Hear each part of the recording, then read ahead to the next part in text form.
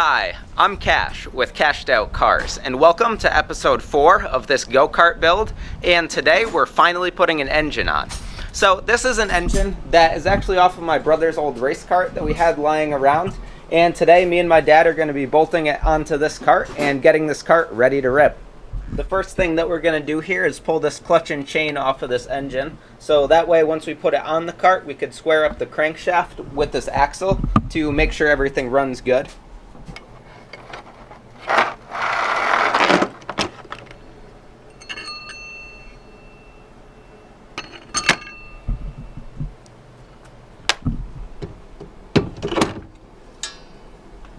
So the reason that you square this up is, as you can see, there's a lot of play with that motor on that mount, and you want to make sure everything's square to put as much power to the ground as possible. So right now we're just squaring everything up, and the way we're doing this is we have one square on the axle and one square on the crankshaft there, and we're basically looking at that gap between the two squares, and as you could see, it looks pretty darn good right here. This thing is now on and tight, and the next thing that I'm going to do is resurface these clutch shoes and this clutch drum right here. There's just a little bit of gunk in there, and I'm just using some sandpaper to lightly sand that and get that stuff off.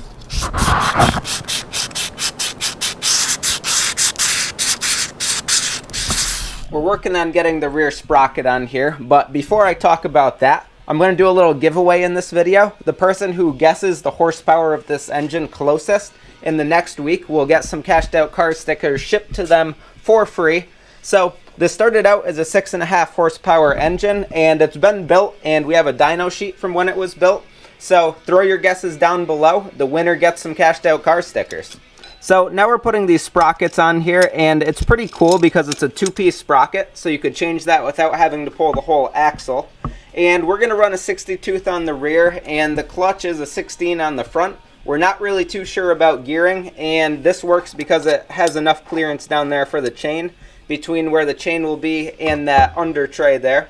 So we're going with this to start. We'll mess around with it, but it should be good to play with.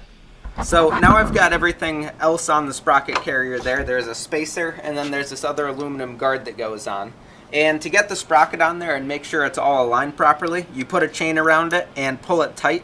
And you look for the gap where the sprocket goes together. It's a little bit hard to see with this guard on there, but find that, look at it, and make sure the gap's pretty much non-existent. And then you could tighten down the bolts on the sprocket carrier, tighten down the nuts on the sprocket carrier, make sure they're hand tight, pretty snug, and then you could take the chain off and check it out.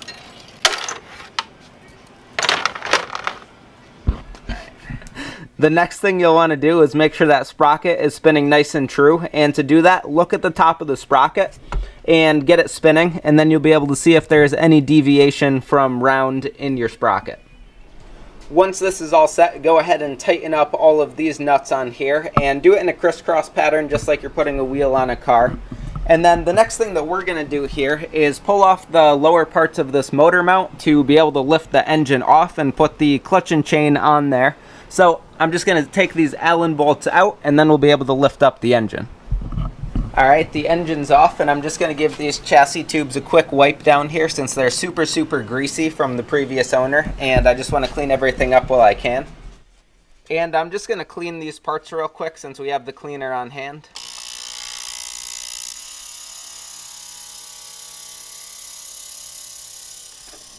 So now we're getting the clutch all together, and what we're doing is just putting a little bit of oil on this bushing here.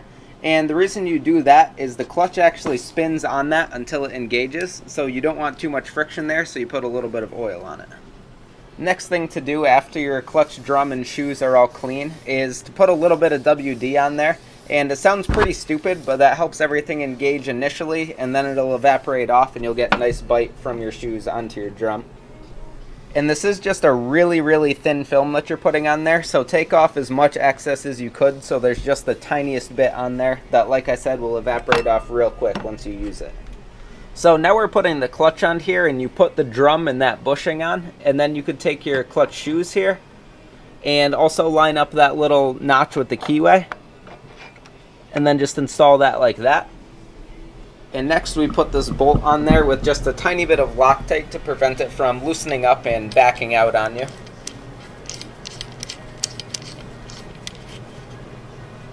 And then you tighten this down, and you'll have someone hold the pull start on the engine, if it is the pull start engine, so it doesn't turn.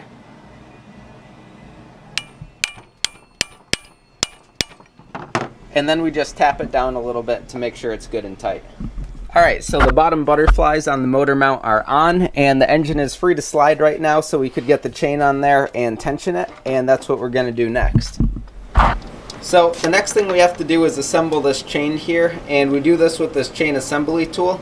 And the first thing you have to do is pop the chain together. There you go, you got that. Yeah, there we go.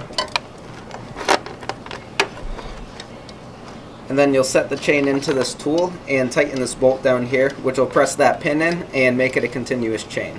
Alright, so we forgot we do have to line up this rear sprocket with the front sprocket before we get that chain on. So I'm going to pull this off right now, and then I'll show you how I'm going to line up those sprockets. And then we'll tighten it back up, get the chain on, and tension it, and go from there.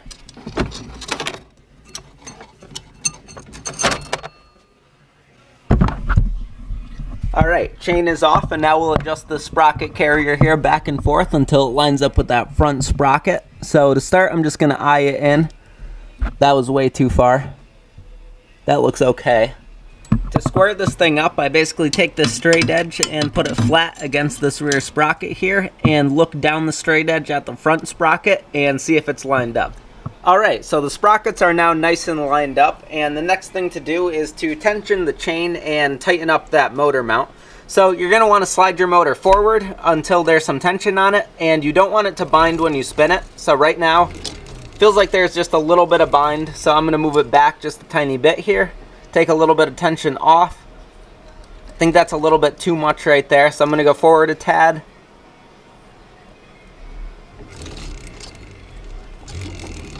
Spins pretty nice, so I'm going to tighten it down and see how it spins once it's tight, and then see how the chain tension is once it's tight. And also, when you're tightening down these motor mounts, you want to be sure to go a little bit at a time and do each bolt evenly, not tighten a lot at once. Alright, the motor mount bolts are all tightened down, and the chain tension I think is pretty good right now. So it goes up and down about that much, which is obviously a little bit of play, but I don't think it's a ton. When you spin the wheel, there's not a ton of resistance, so it looks pretty good. That's what I'm going to go with for now, and I'll let you know if I decide to change anything. But like I said, I think that's pretty good. The next thing that we're going to do is work on hooking up this throttle cable right here. And I have to modify this bracket a little bit to make it work. This bracket's going to go on here, and then this cable's going to attach right here. So I got to cut this bracket right there and drill a hole there to get this thing mounted, and then we'll be good to go. Alright, I cut this thing, I drilled this hole, and now I'm going to pull this bolt out and get this on there and see how it's going to work.